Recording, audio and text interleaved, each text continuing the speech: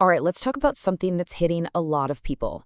It's this really clever and honestly pretty scary scam. It all starts with a name we all trust, Amazon. And, get this, a promise to give you your money back. But as you're about to see, that's not what's happening at all. Not even close. And, for so many folks, this whole thing kicks off in the most ordinary way. It's not some sketchy email with bad grammar, or one of those crazy pop-up ads. Nope, it's just a simple phone call. A phone call that sounds totally normal, maybe even helpful. And that's exactly why it works. So, here we are at the first part of the playbook, gaining your trust. And believe me, these scammers are pros. They're smooth. They don't just call up and demand cash. They're way smarter than that. They start by offering to fix something. A problem that, funnily enough, you had no idea even existed until they called. So imagine this. Your phone rings. The voice on the other end, super professional, calm, reassuring. They say they're from Amazon's refund department and, oops, it looks like you were accidentally charged $500. Just like that, in your mind, they're not a stranger anymore. They're the good guy, right? They're here to help. Okay, and this is where the whole thing takes a sharp turn. To fix this mistake, they tell you they need to connect to your computer remotely. They'll say it's just to walk you through the refund process. And to most people, that sounds kind of like normal tech support, right? But what's really happening is you're literally handing over the keys to your digital life. All right, so now they're in. They have control. And this is when the second act of their little play begins. They're about to create a total crisis out of thin air. The goal? To make you panic, to get your heart racing so fast that you can't think straight. So they're controlling your mouse, your screen, and they guide you straight to your online banking website. The reason they give sounds perfectly logical. Hey, just log in right here and you'll see that $500 refund pop right into your account. And you think, okay, this is my bank. What could go wrong? And then, bam, the trap snaps shut. All of a sudden, that calm, professional voice is gone. Now they sound panicked, completely frantic. Oh no, oh my gosh, I'm so sorry. I made a huge mistake. I typed an extra zero. I sent you $5,000 instead of $500. I'm going to lose my job. Please, you have to help me. And just look at that number, $4,500. That's the amount they're begging you to send back. And here's the really twisted part. While they're connected to your computer, they can make it look like your bank balance actually went up.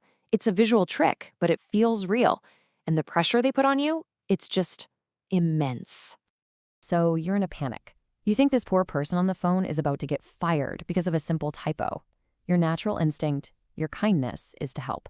So you do what they ask. You rush to send the extra money back, usually through something fast and impossible to reverse, like Zelle or wire transfer, sometimes even gift cards. Okay, so let's just pause for a second. What actually just happened here? Because none of it was real. It was all smoke and mirrors, a total illusion from start to finish. Let's pull back the curtain and see how this trick actually works. This is really the heart of the whole con. What you're seeing isn't real. That refund confirmation, it's just a fake image they put on your screen. Your bank balance that looked bigger? All they did was temporarily edit the text on the web page. Think of it like using Inspect Element on a website. It's a visual change, not a real one. No money ever touched your account. And that helpful agent in a panic? Just a criminal playing a part, counting on you to be a good person. So, when you boil it all down, it's a simple, repeatable, 4-step playbook. Step 1, gain your trust by pretending to be Amazon. Step 2, get access to your computer. Step 3, create a fake emergency to make you panic. And step 4, use that panic to trick you into sending them your own money to fix their mistake. All right, now for the most important part of this whole thing, because understanding this scam is good, but knowing how to shut it down is way better. So let's talk about your self-defense checklist, the simple rules that will keep you safe. Seriously, if you take away only one thing from this, let it be this. This is the golden rule. Amazon will never call you out of the blue about a refund and then ask for remote access to your computer. Ever. Neither will your bank, or Microsoft, or Google. Just knowing that one simple fact stops this whole scam dead in its tracks. Game over. So let's make this crystal clear. Here's your checklist. Number 1, never give remote access to your computer to anyone who calls you unexpectedly. I don't care who they say they are. 2, never ever log into your bank while you're on the phone with a stranger who's also on your computer. 3, if you're worried, hang up the phone. Then open your browser and go to the official Amazon website yourself to check your account.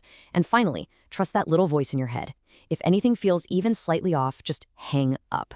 Then report the number.